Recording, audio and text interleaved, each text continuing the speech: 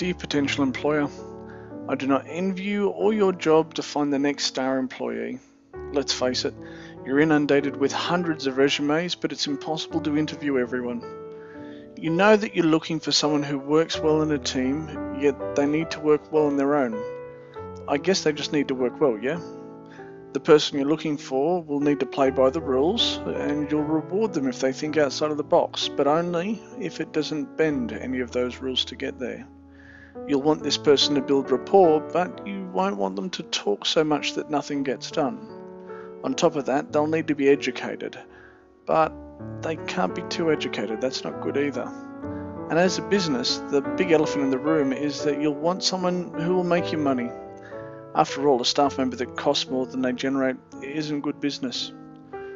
Once you've worked out what you're looking for, you'll need to shortlist your candidates and remove any candidates that signal as a red flag. Unfortunately, when you get to the interview process, you sometimes discover red flags that didn't appear on paper. So it's safe to say that finding the right person is an educated lottery, with all the things that you're looking for, all the referees that you'll have to call, and the unique scenarios that you'll need to formulate. It's often hard to find someone who's suitable, let alone ideal. I'd like you to stick with me here for the rest of my presentation, and I'm going to put my best foot forward to help you get to know me. After all, I want to give you a reason to call me in the future to talk about that position that you still need to fill. So allow me to introduce myself. My name is Paul, and I might be your next employee.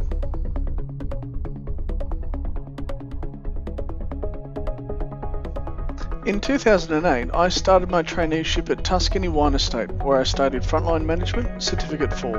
The skill set from Frontline Management gave me the footing to start building a career within administration.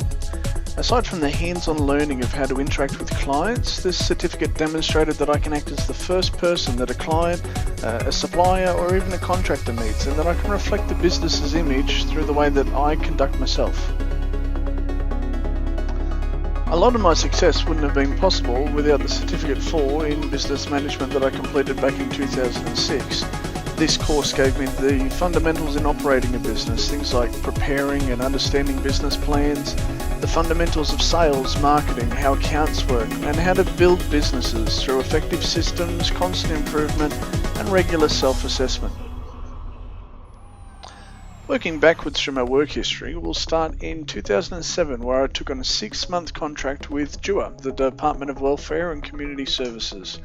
The contract was to test and bug find the software that they were issuing to organisations that were tendering for government funding.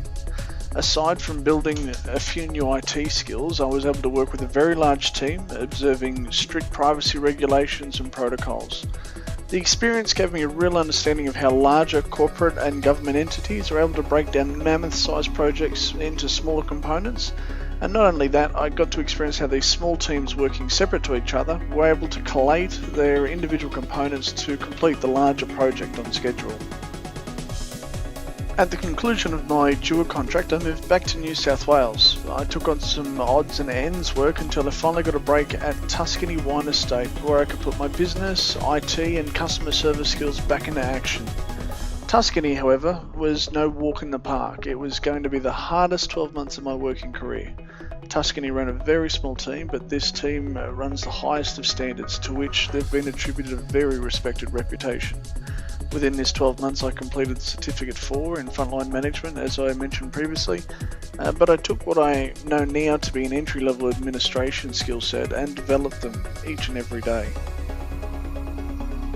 After completing my traineeship, I received a phone call from a member of the Singleton Chamber of Commerce.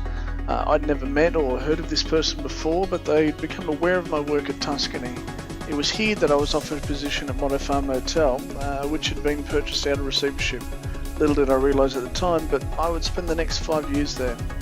My initial position was to establish the front desk portion of the business and put systems into place to bring the business up to the desired standard.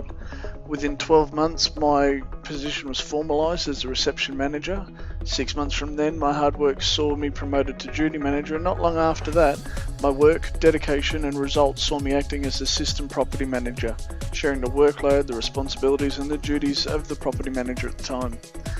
Unfortunately, towards the end of the 5-year service, the combination of an unexpected death of one of the business owners and a poor economic downturn saw the business put on the market to sell. The fact that the business was able to sell in the economic conditions of the time was probably the greatest credit to my contribution that I could have asked for. Nevertheless, it brings me to where I am now, looking for a new position to conquer. Most of my skills can probably be derived from my previous work experience. However, I want to point out that my strong skill set lies with customer service, and more importantly, I find learning new skills and business procedures interesting. Perhaps the most important thing to know as an employer is my point of difference, or what makes me different.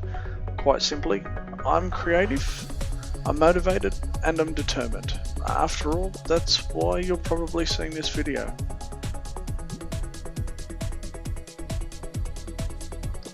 And that concludes this video presentation. If you want to talk to me more about a position that you have available, either send me an email at pnewton@me.com or give me a call 0403 66 0088.